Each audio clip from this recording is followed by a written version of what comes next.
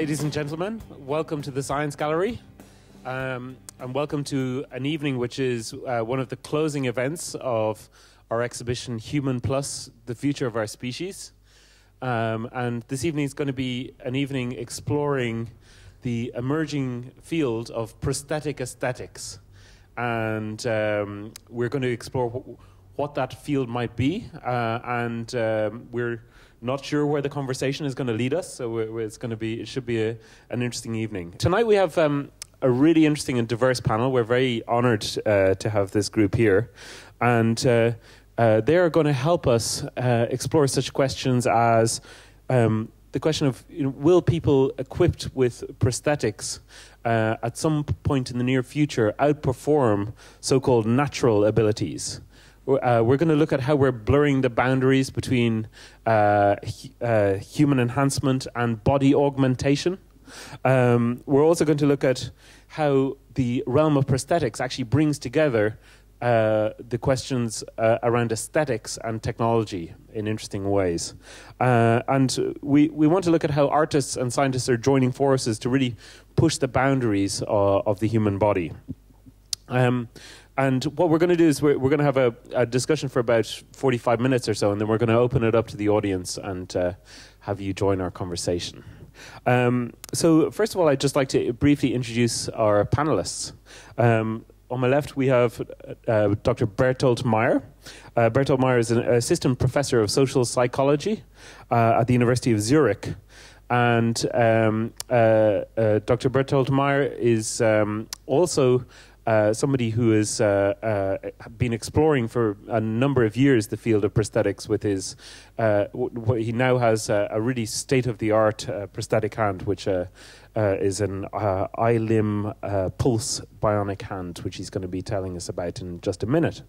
Then beside Dr. Bertolt Meyer, we have Stellark, the legendary performance artist who actually did an amazing performance here in the Science Gallery last night on Second Life. And Stellark is somebody whose work has constantly been probing the boundary of the human body, and it's really a pleasure to have Stellark with us, and he actually launched the Human Plus exhibition. And then besides Stellark, we have Rachel Armstrong. Rachel Armstrong is somebody who is one of the curators of the Human Plus exhibition.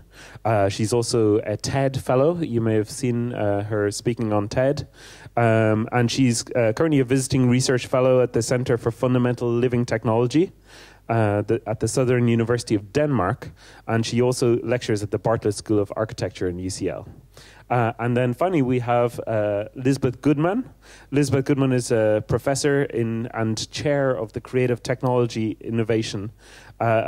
She's chair at University College Dublin.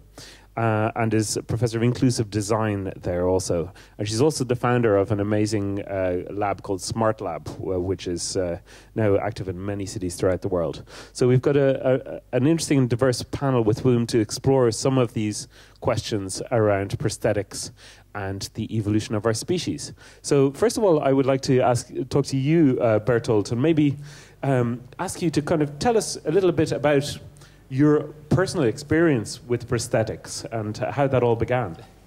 Well, does this work? Yeah. My personal experience with prosthetics, well, for me, goes as long as my life. I was born without the lower part of my left arm, so a congenital amputation, if you wish. And so I have tried a lot of prostheses over the years, and also for a long period I didn't wear any. And well, this is the latest model, and also it's the latest. It's the most advanced model that there currently is on the market that you can actually buy. There's a lot of prototypes, but this is as far as it goes at the moment. And so it's a hand that can actually move all the fingers. It has a motor in each finger, which enables it to move all the fingers. Each finger has a built-in pressure sensor, so that the hand can try to feel the shape of the object that it grabs. So, for example, if you take a glass into the hand like this, what you can see is that so these three fingers kind of realize that there is an object and stop moving, whereas the pinky finger here realizes, you know, there's nothing and keeps moving, and therefore it goes all the way, which is good because if you just slightly open it a little, the glass doesn't fall out by accident. You know, was that a radical development from previous prosthetic? Oh yeah, hands, absolutely. That it has this sort of sensitivity built in, and absolutely. It's breakthrough, really. I mean, hand prosthetic technology has really not advanced for the past 30 years until this came out. So before that, it was only very, very little advancement, and suddenly we're seeing a leap in technology. It's amazing. But can you say a little bit about how you're controlling it? Yes. So it's actually pretty simple. There's two sensors in the socket of the prosthesis that pick up muscle signals from the muscle that is actually responsible for this kind of movement if the hand was there. So in one direction it's opening and in the other is closing with all the fingers. And that's kind of basically it. But what you can do is you can send different control signals to the hand to make it do different things. So for example, if you send a signal on both sides at the same time, it will switch the mode from grasping to rotating, and then you can rotate the wrist. And so this is the point where it goes all the way. It does 360 degrees, and this is actually the only feature of this hand where it can actually do more than a human hand, and a healthy human hand. And did it take you a long time to really get used to, using this? I mean, is it still a conscious effort to remember which muscles to move? No. This fully proceduralizes. So at the beginning, when you get a prosthesis like this, that's controlled via these muscle signals. At the beginning, you have to I have to flex the muscle there so that it opens, and I have to flex it there so that it closes. But after a couple of years, that completely proceduralizes, and you just think open, and it opens, and you think close, and it closes. Yes. But it's not yet, I suppose, a sort of a direct brain prosthesis. It's muscle controlled. Well, but then again, the muscles are controlled by the brain, right? Yes. And technically speaking, maybe so, but from the subjective experience, I couldn't care less because I think that I want the fingers to move, and they move, and I don't care whether it's picked up there or there, as long as it works. Yeah, and just say a little bit about the look of it and how how you've sort of made choices around that. Okay, so the standard hand prosthesis that is available and was available before this came to the market is a prosthesis that's always in this position and can only do this movement. It always looks awkward, and you always get a glove for it that is of skin color and that kind of tries to mimic a natural appearance. But the thing is, it tries to do so, and it doesn't really achieve this, and it always looks awkward. It always looks like an attempt to be something which it isn't. And yes, in low-level lighting conditions, people, if they just glance at you with a cosmetic cover like that, they won't notice. However, I've been in so many awkward situations with the old prosthesis where at first glance people hadn't realized, and then, if you come into an interaction with someone, and then there is this one point where they realize for the first time, and they will interrupt themselves and go and sometimes they will show a very spontaneous reaction, oh my God, and then and immediately for them it's super embarrassing because oh no, I'm sorry, I didn't mean to, and so forth. I've been through so many of those.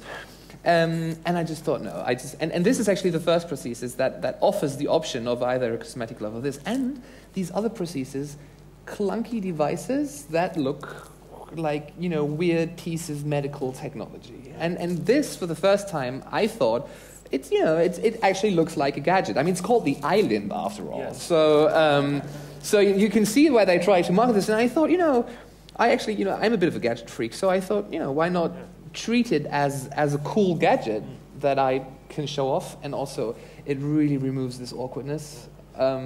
Just wondering, I mean, you showed that amazing sort of 360-degree rotation.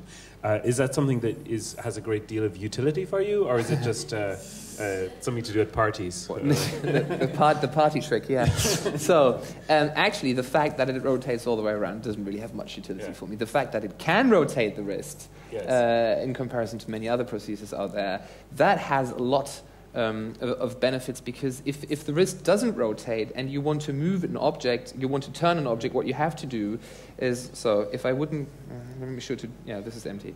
So if you want to twist this sideways and you can't rotate the wrist, you would have to always move, you have to move the entire arm. So you have to make all these compensatory movements with the and it just looks awkward and it's not very good for the body as well. Right. But with this you can, it just works. And the fact that it's called an iLim, I mean, could you see future generations of it which have built-in phone, built-in watch, and all of these? Would you want that? Yeah, of course. I mean, it's personal taste, really. But I think it looks okay the way it looks. But again, this is a very personal taste, and there's other cultures where that's kind of sort of a no-go. But I mean, already this has a built-in Bluetooth interface, and it connects to the software on the computer that allows you to configure it. So already, the technology is going quite far ahead. Yeah, amazing. And I'd like to perhaps invite you in there, Stelarc. You've been experimenting with various robotic constructions for many years. You've had exoskeletons, and one of your projects, I suppose, is in some ways linked to Berthold's hand, which is your third hand project, which is clearly an enhancement to the limbs that you already have. And simultaneously an encumbrance. I mean, as an artist, what were you doing with that project, and why did you want to have a third hand? And maybe tell us a little bit about what it was. Well, the third hand actually was engineered and completed in 1980, so that goes back a bit. But at the time, it was state-of-the-art enough to be invited by the Jet Propulsion Lab in Pasadena and the Johnson Space Center in Houston to demonstrate the hand to the extravehicular activity group. So you can sort of see at the time it was state-of-the-art.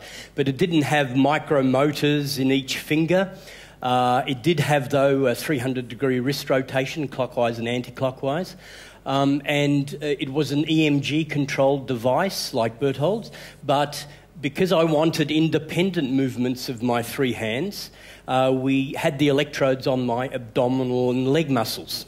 Can you just say what an EMG device is, just to so understand? It's essentially picking up the electrical signals from the muscles. So if you contract a muscle, you produce an electrical signal. This is typically amplified, pre-rectified, and processed, and that sort of actuates the motor through the interface, whatever interface there is. Okay. And talk, I mean, it seems that in your work you've often been sort of pushing the boundaries of acceptability and decency, but also also of technical capabilities in manipulating the body and extending the body. Can you talk a little bit about why? What's the motivation behind these? Is it a way of as an artist exploring new territory and forcing us to confront the consequences of these new technologies, or is it another kind of motivation? Well, I guess, as we were discussing before, the prosthesis that was engineered as a third hand was not seen as a sign of lack, but rather, in a sense, a symptom of excess. As technology proliferates, becomes micro-miniaturized and biocompatible, we can connect it, attach it, implant it into our bodies as additional kind of hardware to possibly augment it. So the concern there was more exploring alternate anatomical architectures. So why not have, a third hand or an extra ear or an extended arm or a six-legged locomotion chassis to actuate. So that was the kind of premise, not accepting the evolutionary status quo and examining other kinds of architectures, insect and animal architectures that might be sort of reincorporated into the human biological structure. Well, Rachel, you're somebody who's obviously worked as a physician and has the interesting experience of having also worked with a large number of experimental artists, including Stelarc, I believe, and also including Orlan and an artist who has worked a huge amount with plastic surgery, and so I suppose it'd be interesting to hear from you about, first of all, what is your take on prosthetics, and how do you sort of bring together your medical background and your artistic experience in exploring it?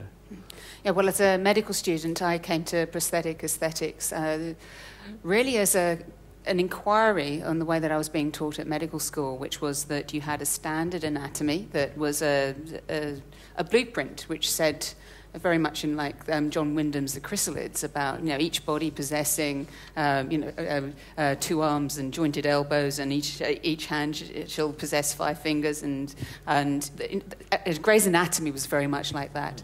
And the perspective of medicine was to restore deviations to the anatomical form back to the fold, as it were, this notion of normality. I mean, it wasn't actually written down in the Hippocratic Oath, but essentially, I kind of cottoned on that's actually what we were doing in medicine.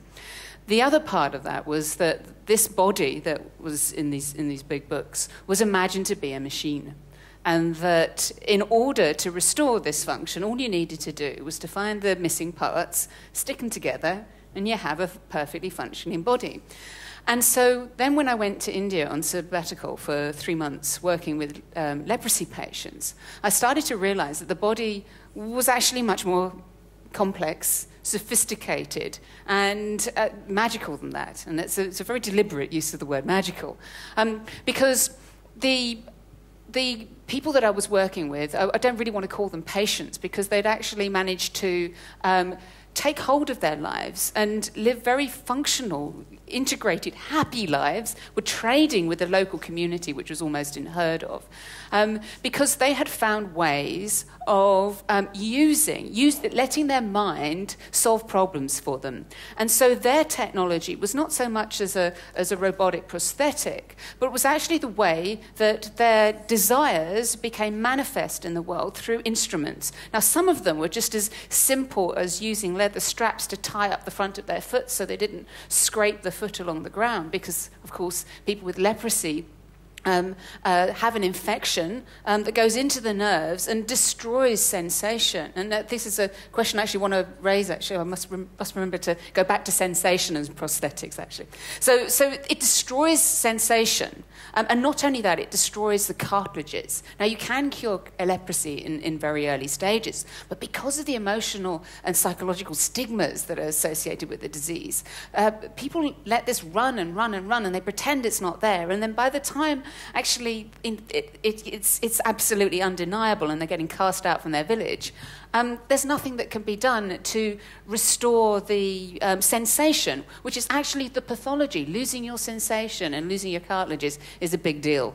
But it was very interesting just how much personal integrity that people were able to reclaim by using technology. And again, I would define technology as being the embodiment of the mind. So as long as your mind stays plastic, and as long as your mind isn't holding on to very rigid concepts of being, then the ability to overcome these challenges was very much present in the community. And so I started to realize that prosthetics was not just about function and form, but actually a much more aesthetic quality, a good life, the bios that people were able to reclaim for themselves or live themselves because of their engagement with technology.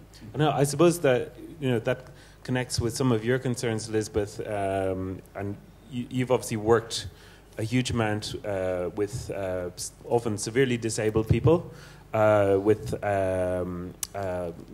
different conditions, cerebral palsy included, and in a way found a way to tap into creative abilities by using new technologies. I'm not sure if you would define it as prosthetics, but I'm thinking, for example, of the work you've done in music and in dance, using eye control systems and so on. Can you tell us a little bit about that, and whether you see it as connected in with this discussion around prosthetics? Yeah, absolutely. I don't tend to use the word prosthetics for a specific reason I'll come back to, but I think Rachel's prosthetic aesthetics is a good description. What we use is ubiquitous technologies hacked to make the whole world more accessible for everyone equally, whatever your body shape and functionality. So the specific examples people may know here in Dublin, because we performed some of this work here with Rachel, in fact, years ago. So it's like a reunion here. With others, including Bobby Byrne, who I'm going to come back to, a dance colleague of mine, who also had a congenital amputation of the arm, though he has 2 digits here, and he's chosen not to have a prosthetic for a specific reason I want to come back to. But to first speak about the eye control technologies, I was myself, as they say, legally blind as a kid. I have very good lenses which make it perfectly possible for me to function. But a lot of the people in the Smart Lab group similarly had some, perhaps, and that would be a fairly minor challenge in that it was fixable in the West in my time frame, but had some other challenge that actually made everyone aware that but for technology and but for a social network and an open source community willing to help each other hack existing technologies, we might all not have been able to do the same. So the specific eye gaze technology that people may know, it's actually the brainchild of Dr. Mick Donegan, who's spoken here before. It was Mick who, as a special needs teacher and then the director of the Oxford ACE Centre for Assistive Tech, realized anyway that you could take the existing eye control technologies or eye scanning technologies, which companies use, for commercial gain. So as you drive down the highway and you pass a billboard, if enough people don't look at the Coke logo, Coke will move the logo to where the eyefall is. So these technologies have existed for a long, long time. Many companies have them, but it was Mick who convinced the companies to let him hack their system to make the use of the eyes an actual interface rather than just a way to brand and make more money. And it's just an example of the way that we would use technologies more generally to make it possible for everyone, whether or not you have voluntary controlled movement or any movement, to equally interact with your environment. Do you see what you're doing as human enhancement in some way? No, but I see it as an enhancement. I see it as an enhancement of empathy and collaborative connection between people. So in that sense, yes, but not in a physical sense. And you mentioned one of the people you work with who refused prosthesis. Why was that? I mean, and Bobby Byrne, and I did ask if I could say this. It's for a specific reason. He actually performs this on video in one of our dance pieces. He's an amazingly talented dancer. Some of you may know him. He grew up here in Dublin. And as a child, he was offered a bionic arm, as they told him, and they flew him to America. And he, of course, before he flew to America, built up all kinds of dreams about what this bionic arm was going to be, and then got there, and it was a big, clunky, ugly thing that was hard to control and wasn't going to enable him to move or do the things he wanted to do, including dance. He's always been a natural dancer. So I think that put him off. But then what it did, and this is the human, collaborative, emotional, empathetic enhancement, it taught him other ways to use his body in a counterbalance dance technique and in a martial arts sense, where, and include his PhD with us now, is very much about alternative ways of using the body, not looking at disability or different bodies, as Rachel's described, as in a deficit model where anyone who's not perfect is lacking, but actually looking at each of us as equally abled in different ways. And I don't mean that to sound cliched, but actually, if you can move with another person who moves differently or has a different configuration of limbs or configuration of movement, together you can create a much more beautiful and flowing movement than one person, whoever they are,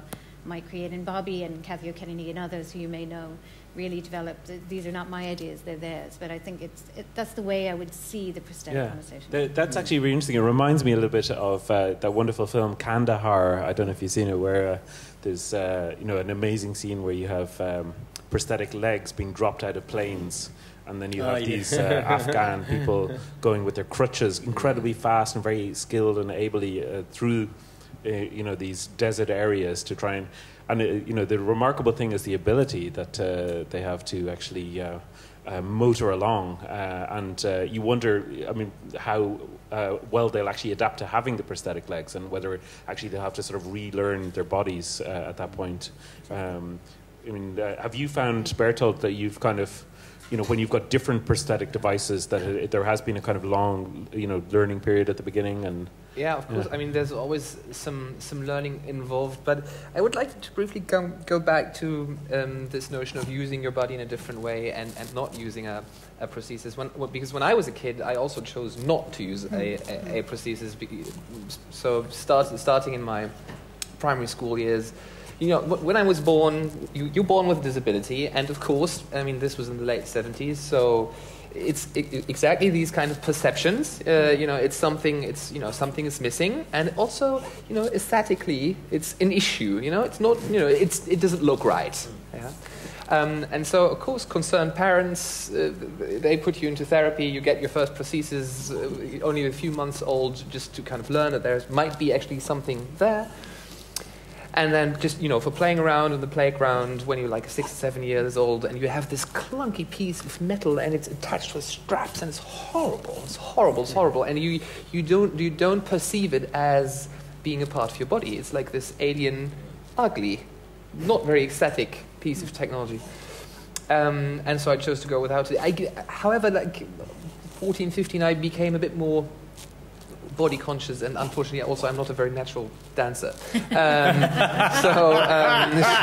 I couldn't overcompensate. The thing is though, I think going without a prosthesis, I find that much more difficult because of the social interactions. Because, if you wear a prosthesis, even if it looks artificial like this, you convey to the outside world that you kind of accept their standards and their idea of it. It's kind of, I try to be like you in the way that I am able to. But, try to go clubbing, without the prosthesis, and the feedback you get is quite different. You're treated as the freak. And it takes a lot of energy and self-consciousness to do that. Can I just ask Berto? I mean, like you mentioned earlier as well that that you chose to go for a sort of a more mechanical looking kind of a gadget, as you put it, and and many prosthetics are often sort of these flesh color things, and that is it kind of seems to connect with this idea that people in robotics and other areas, similar areas, talk about it. This notion of the uncanny valley. The idea that there's perhaps Stelarc, you can put it better than I could. What is the uncanny valley? Yeah.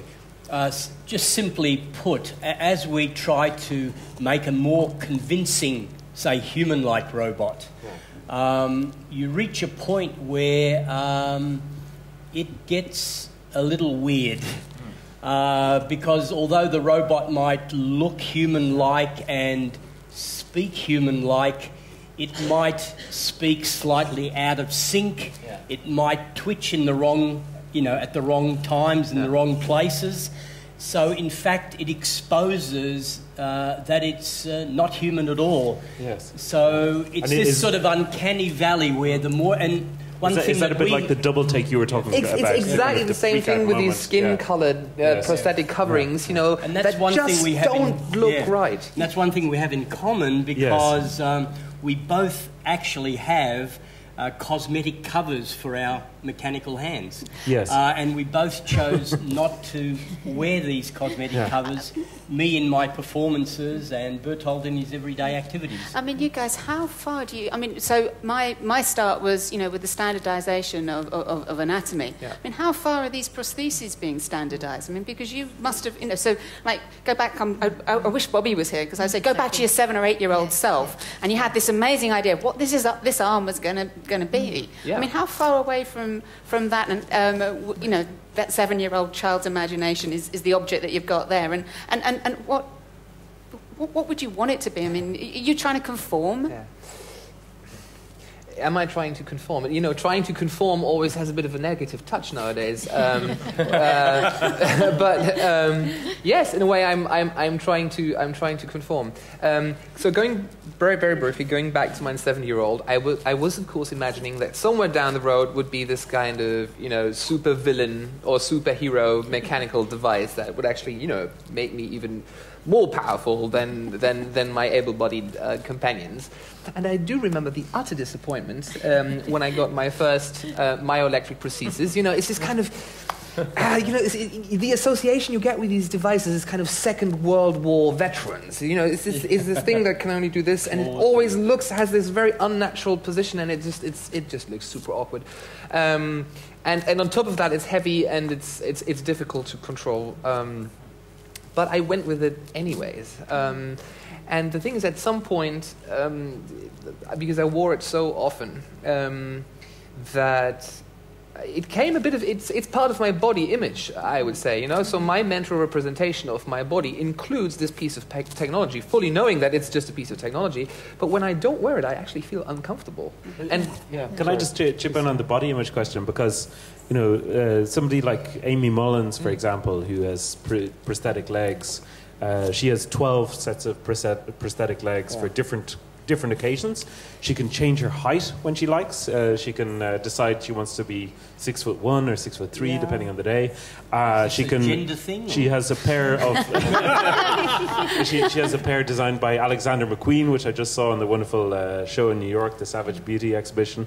You know, these beautiful wood carved prosthetic legs, and she obviously sees that as a sort of playful chameleon-like thing, where she can experiment with her body image in ways that other people can't, and she actually, you know, she can have cheetah legs if she wants to be the athlete, you know. And is that something that would connect with any of your experiences in any way, or that desire to experiment, or is it more about a desire to conform?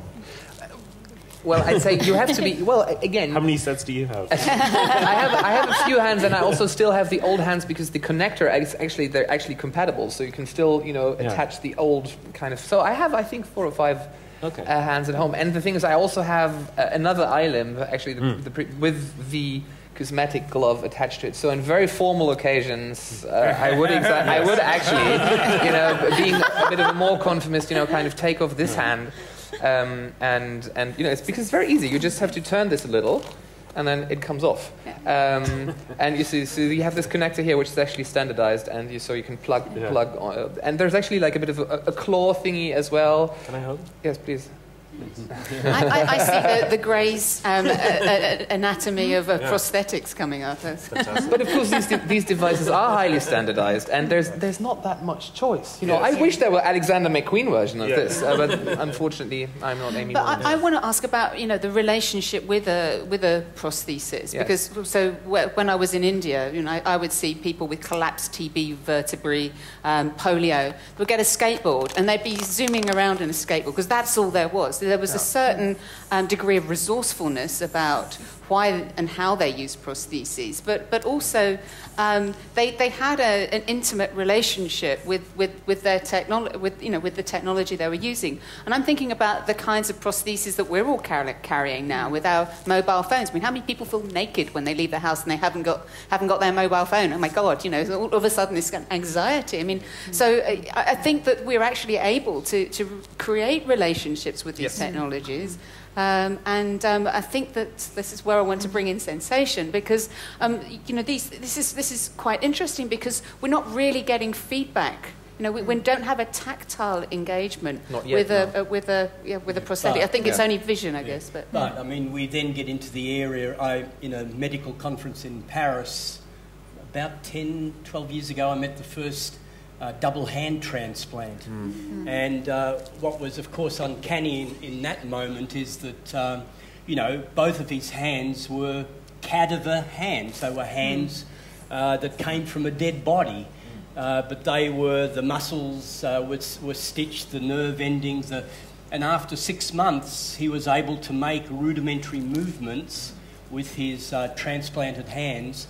He had a rudimentary sensation of temperature and texture, but it was, you know, that social moment. If you have a kidney transplant, I can engage with you socially in quite a normal way.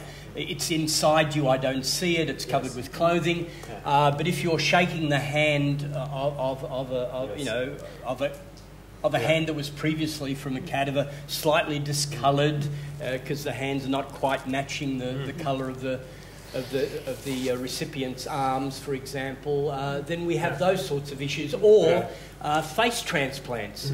So, in fact, a face transplant neither is going to resemble the face of the donor, nor stitched onto the skull of the recipient will be quite a different face altogether. It becomes a kind of third face.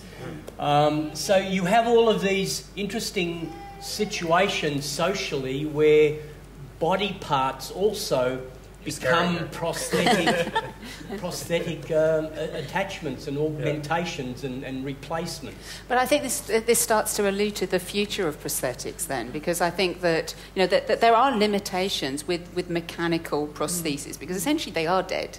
Unless you put you connect them to your... What are the limitations of mechanical Well, it's prosthesis? sensation, essentially. It's a metal interface. There is no engagement with the environment. Yeah, but as Bertold was saying, you do get a kind of phantom presence. I mean, this becomes part of his body image, and consequently he has a kind of... a sort of phantom sensation of it. Is this like the old phantom limb concept of amputees who is it a sort of, which was a thing much feared by amputees? Well, I think but is it now a positive thing? We can use that sort of analogy. It's not quite exactly the same, of course, but I mean, Ramachandran has been able to teach sort of patients with phantom limb pain to unclench their phantom limbs. But that's a very specific kind of engagement with a body part that you can keep under surveillance through vision.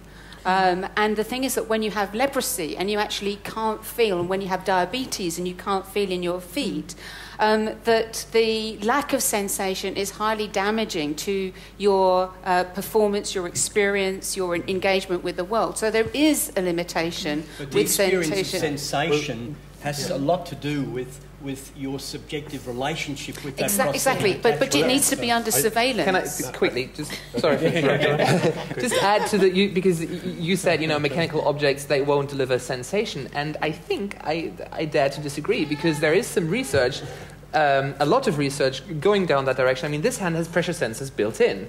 They don't provide feedback to me. They just they're being internally computed. However, there is a lot of still at the very basic level research where they try to feedback such kind of mechanical sensations to the neurons into the arm, which would of course mean to kind of construct some sort of interface between a piece of mechanical technology and the body. But I mean, initial results are promising, and quite possibly somewhere in the near future it will possible to feel. So in very crude terms, could you say, you've got the motor neurons bit figured out, and it's about the sensory neurons now, well, basically.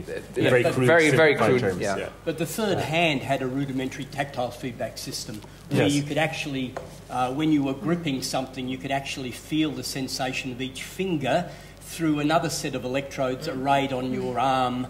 So there are indirect ways of doing that, even 40, 50 years ago. Yeah. Well, I want to open it up soon to the audience for questions. But before I do that, I mean, there's a couple more questions that I think it might be interesting to explore. I mean, one is, I suppose, a thing that we've skirted around a little bit and people have mentioned, but I mean, this question that we might be at a sort of pivotal moment, or approaching a pivotal moment, where what was previously a minus is now a plus. Where the abilities provided by prosthetics, whether it's a cochlear implant which enhances your hearing, or a prosthetic hand or prosthetic limbs, whether that could soon actually exceed so-called natural abilities. Whether we might need an extra special Olympics for where we kind of look with nostalgia at people who aren't enhanced, and if the whole, if we're approaching a moment where the whole thing could get flipped in its head, and are we approaching that moment? And also, what would the consequences look like? Can I say one thing, because I think it links to the previous conversation as well. I think we are in some ways approaching that moment, but in the previous conversation as well, there's also this other element which everyone has touched on, but which can connect to the social technologies sphere as well. So we don't need to think of prosthetics again as these very expensive, customized, high-tech, future emerging technology devices. Because basically, if you think about body memory and how we remember kinesthetically through movement, through remembered movement, we can also trigger that kind of healing. And we do a lot of work with people in rehabilitation who've either lost limbs or lost the ability to lose their limbs or are losing the ability to move and want to learn to inhabit their bodies differently as their bodies are changing. And we use really simple technologies, partly because they're free, so you can give them away, but simple things like video streaming. And Vesna Milanovic, for her PhD, made a beautiful piece, which is free, which just allows you to change the images around the edge of your own video body and effectively then to dance with yourself, some previous version of yourself, and to take some time to get into the new outline of your body. And all kinds of other things like that, which are actually free using existing technologies, but allow that emotional healing and the time to reimagine your body as extra special in the ways that it's going to become extra special as your body is changing. And that prompts me too about the ability now to virtually augment the body. For example, following on what Elizabeth was talking about there with dance, the Musion company in London has a video projection system that effectively produces a hologram of a person that is very lifelike. In fact, unless you sort of walked on stage and put your hand through it, it's very, very convincing. And there was a dance piece performed for the Connecticut Art Fair in London earlier this year, where a dancer performed within the sort of holographic shell of her video projection. And then this kind of slight asynchronicity where the physical body kind of slipped out of its virtual skin. But this idea of virtually augmenting the body, or having a prosthetic head, or a second life, avatar, or these are ways in which one can extend the body's operation, not with metal, but with code, in virtuality.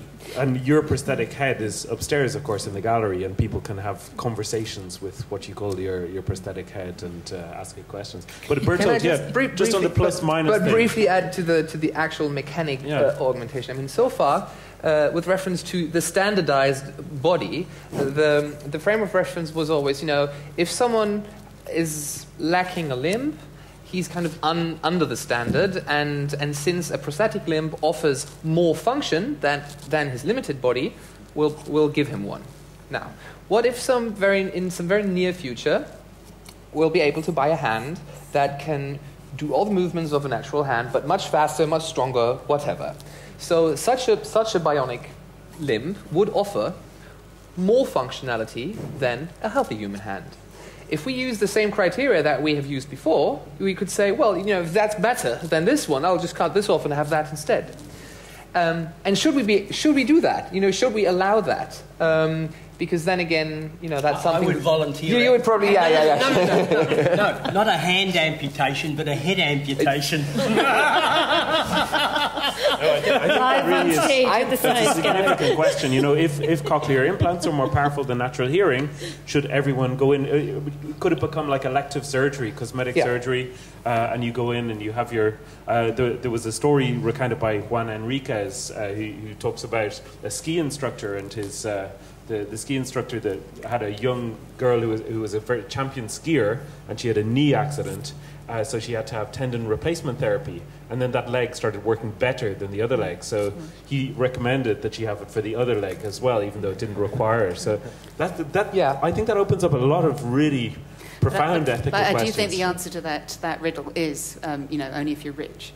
Because it is to do with resources, opportunity.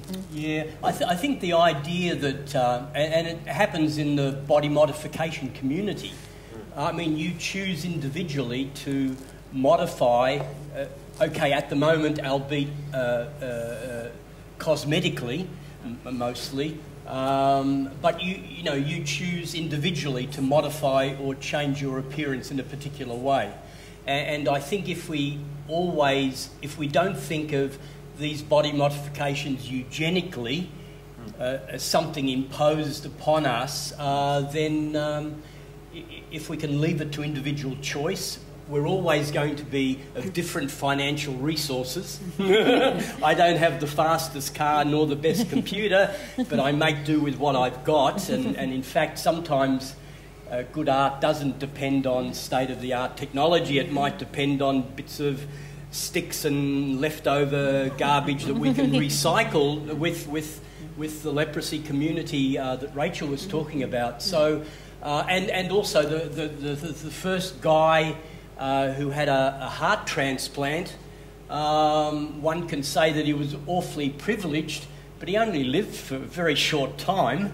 And now people who have heart transplants, have a better chance of survival. So being privileged and being financially better off might put you first in line, but not necessarily in terms of a better long-term future. But Stelarc, I mean, one thing that you've been a little quiet about is that, in a way, you've walked the walk on this one. You've, you've two perfectly good ears, and you made the rather drastic decision to have a third ear, to grow it in a laboratory and to insert it into your arm.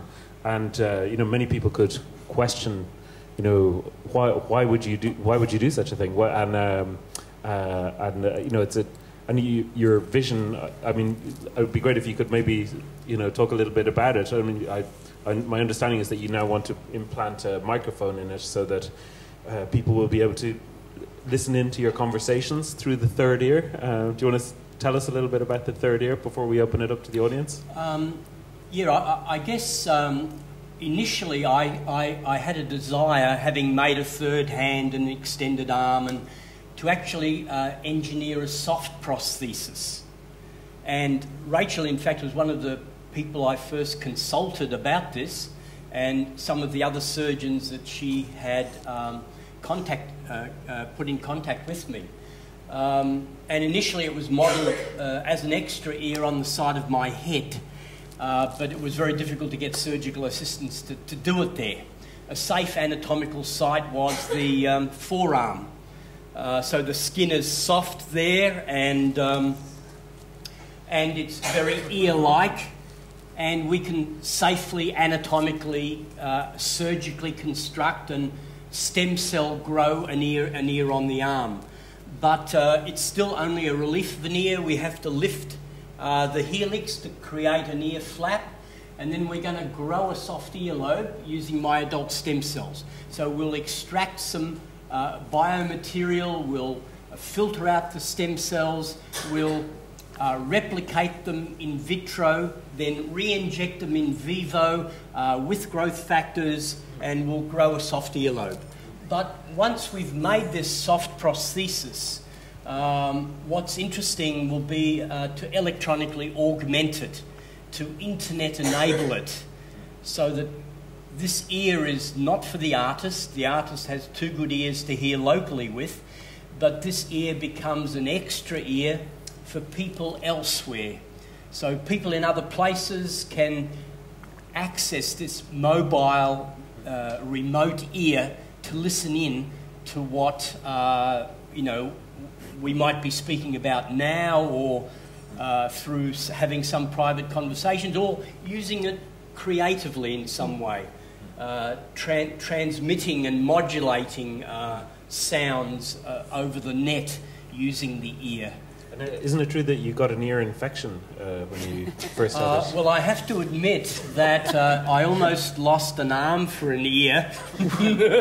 I had a very bad infection, and it took quite a deal of effort and a week of hospitalisation to flush the infection out of the scaffold, and then for 6 months on industrial strength antibiotics, and we could only do it for about 6 months because it would have caused liver damage. So fortunately now the ear is stabilised, the infection is gone, and but it wasn't a case of rejection. But with any operation that you have, there's a 5 to 10% chance that an infection occurs. and I was a bit unlucky. Great, thank you. Well, I think on that note, it's a perfect moment perhaps to open it up. And there are people with microphones at the back of the hall. So I would ask you, if you're going to ask a question, just to wait until a microphone comes down to you. Who will be brave enough to ask the first question? Steve Potter. Hello. Excellent conversation. I would like to ask Dr. Meyer whether you mentioned something about being able to reprogram things. Tell us about whether you have hacked your hands and what one could do if somebody were designing prosthetics to make them more hackable. I haven't tried to hack my own hand, but the thing is, so I'm in the very fortunate position that I've been taken into the beta test program by the company that manufactures these hands. So this is, I kind of get the newest versions, and also those come, sometimes there's new hardware, but sometimes there's new software. And so they sent me the software and asked me to update the firmware. And what has actually happened is I bricked the hand. As you can brick, if you try to jailbreak an iPhone, you can brick it. I actually bricked the hand because there was some sort of communication error during the process of doing the upgrade, and then it just did an awkward noise and nothing worked anymore, and I had to ship it over to Scotland for repairs. So what I think, however, potentially they are already quite hackable, because this has a Bluetooth interface, and if you switch on the hand, it'll be visible for, I think, like 2 minutes. So you can pick up the signal, and if you're a good hacker, you can probably manage your way into it, and I don't know, make it do weird things and turn me into kind of a Dr. Strangelove with a. So other people could hack your hand, basically. Well, yeah, I mean, of course. Over a Bluetooth. Of course, Touch Bionics tells me no, impossible. But I mean, that's what Sony said, yeah. But this brings up the issue. It's a very good question about a human body. Now we see a human body as this sort of contained biological form with these particular local functions. But imagine in your scenario that this body would become a host for multiple agents, for someone somewhere else being able to remotely activate his hand, whilst he might improvise or collaborate with his local agency. I think that's what makes an interesting future body construct, that a body isn't one of a single agency performing purely in a local space, but rather a body can be a multiple split body that can be a host for remote agents. A lot of your work touches on that, right? You sort of make yourself into a puppet for remote or local agents, or you allow people to manipulate your body in different ways. Well, there were some performances, Fractal Flesh in 1995. People in other places were able to remotely access a half of my body and remotely control it, whilst I collaborated with my right side and with my third hand. In Ping Body, internet data streams activated the body. In other words, I wasn't in control of my body movements, rather data streams from the internet moved the body. So those experiences are rather interesting, because you watch a part of your body move and it's not you who's initiated that movement, and you realise that it's some body somewhere else. But is that not a deeply disturbing concept? I think it's a deeply interesting possibility. What happened if the person hacking your body didn't have good intentions, and that half of your body was committing a crime? But the other half would rectify it. So as the left side performed the crime, the right side would intervene. Yeah. But it brings to another. At the moment, I'm working on the idea of a soft external musculature that extends both arms to primate proportions, with mechanical hands at the end of these arms, which are designed as ambidextrous hands. So the thumb swivels one way and the fingers curl for a left hand, but the thumb can swivel the other way, the fingers can curl the opposite direction, and this would transform into a left hand.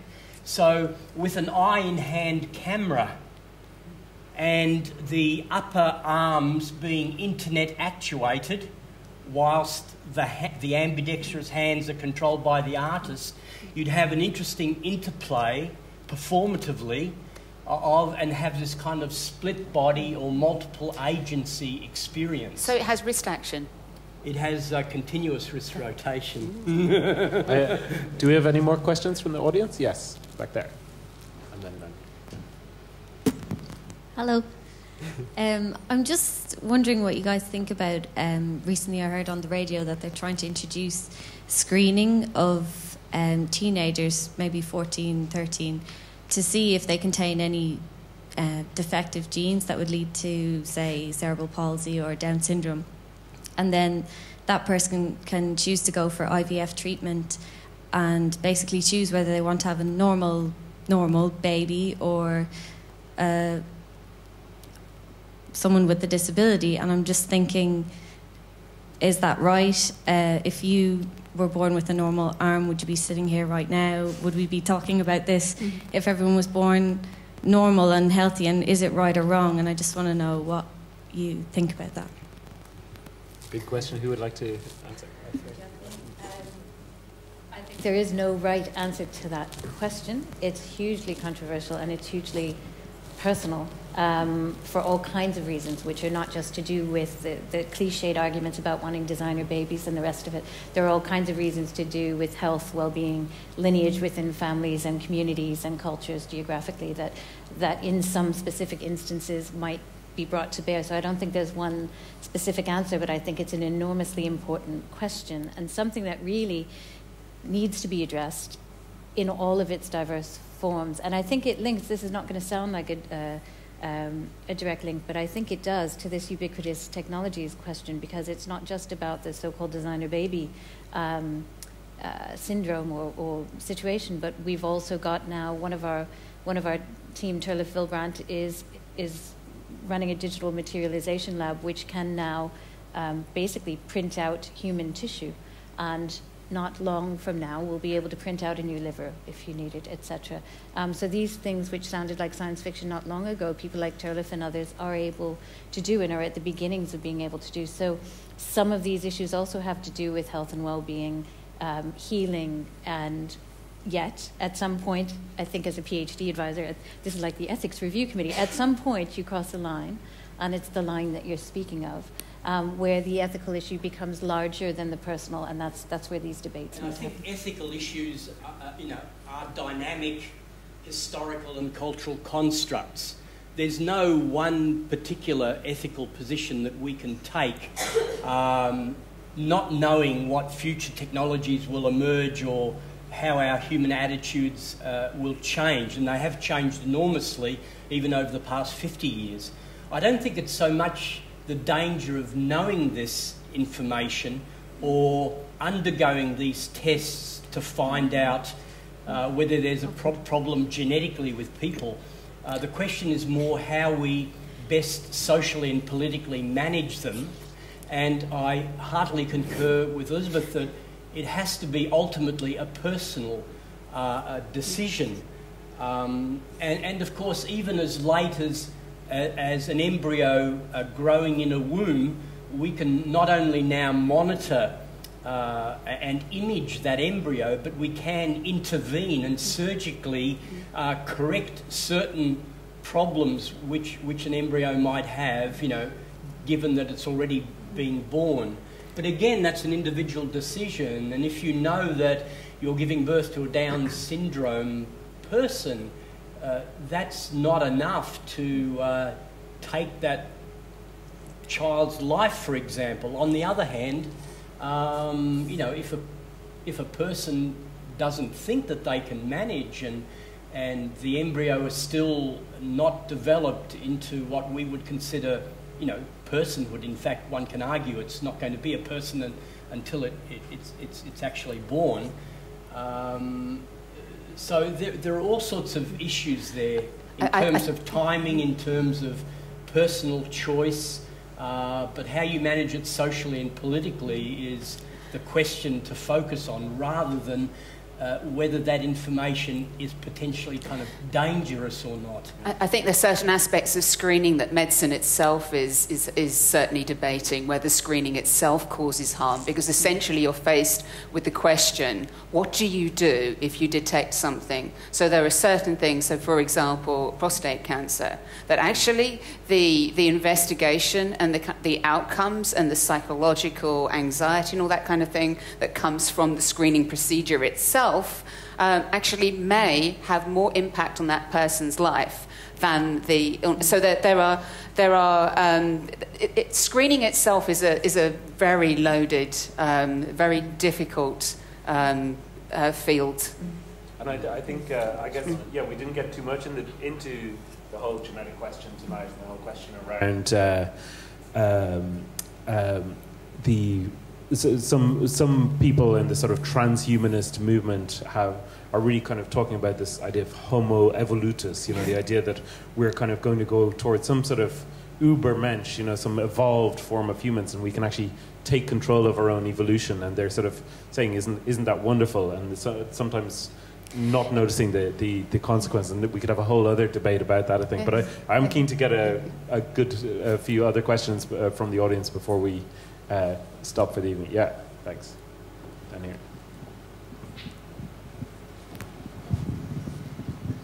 So just with regards to the whole future of the body construct and the avatar thing, I was just wondering what you have to say about these kind of virtual sort of screen existences in like social networking, etc., and whether you think that might eventually kind of replace real time existences, and what you think the future with regards to that might be. Great question. Yeah. Who would like to answer? I'm happy to answer. Do you want to say something, Steve? Well, I think it's. I don't think it's an either-or situation. So I don't think it's an issue of replacement so much as an alternate operational possibility. So, for example, if I was in Melbourne and you're in Dublin, we could meet in Second Life, interact in the same consensual virtual space, and that would be an advantage that we couldn't otherwise achieve physically, or we couldn't afford to fly, and meet each other in a proximal space. But I think, as I mentioned last night, we are constantly being expected to perform with mixed realities. We perform partly as biological bodies, partly augmented by machines and instruments, but also we have to manage data streams in virtual systems. So constructing intimate interfaces that allow us to seamlessly slide between these different modes of operation enables a much more enriching and extensive experience of self and of subjectivity that goes beyond the skin, beyond the local form and functions of our physical body. So that's how I'd like to characterise it. And it's like also this notion of the singularity, that somehow, in 20 or 30 years, all of a sudden, because of the exponential acceleration with the power and speed of technology, that at some point in time in, say, 2050, machines take over. Which means the demise of humankind. I suspect that it's not going to be so simple, that the more obvious possibilities is a diversification and a multiplication of different interfaces, hybridizations of bodies and machines, virtual constructs that we develop interfaces for. So I really don't feel that it's going to be an either-or situation. Rachel, in other words, artists are in the business of constructing contestable futures, ones that, possible scenarios that we can examine, we can experience, we might appropriate, we probably discard. We shouldn't think of what we do as kind of blueprints for, a better body, because a better body, as Elizabeth pointed out, is highly problematic. We're just differently enabled bodies. And even if we look normal, we have different skills, we have different sort of educational backgrounds. So even if we look the same, we're differently enabled. And then some of us are differently embodied. There was an article in Scientific American last October which pretty much said that genetic modification only made a very, very, very small difference to human evolution in the last 150,000 years. And actually, most of the differences in our lives are really down to culture and technology. And so that the experience we have in the world, I think, is a really exciting time right now, because we're making a transition from a Cartesian object-based, rather local existence to a complex one that's highly connected. It's global, and it's doing exactly what Stelarc is saying. It's rather than Cartesian and/or decisions, you've got and. So you are a person, and you're and you're an embodied entity, and you kind of fit in these networks, and you're simultaneously in Greece, and you're in Russia, and wherever you are, and you can actually deal with that. And again, that goes back to this incredible evolutionary organ that we've been given, the brain, the ability to evolve. And I think that's what wetware does that machines don't do. It's robust, it's flexible, it's capable of evolution, and it's able to deal with real-time changes in the environment in an embodied way all the time. And multitasking is a good thing, but don't SMS while you're driving. But what Rachel is saying is quite interesting, because it points to a philosophical shift that goes beyond the kind of objectification of the world, and thinks in a more Merleau-Pontian way and even a Heideggerian way, where the self is not extractable from the world. The self is always situated. It's situated within the world, with its technologies, with its cultural and social institutions. And so I think this sort of philosophical shift is an important one to kind of transition. Yeah. If you want to be a body which is one of multiple agency. Yeah. Having multiple agency is no longer a pathological condition anymore. Yeah. And I think the virtual allows us to see these strange spaces. So. Well, I think now that we've hit the Heidegger, it might be a good moment to end this conversation. He was on a roll. It's been wonderful, and I'd like to thank you all for coming and for your questions and for engaging with this fascinating subject. And I'd like to ask you to join me in thanking our wonderful panel, Bertolt Meyer, Stelarc, Rachel Armstrong, and Lisbeth Goodman. Thank you very much.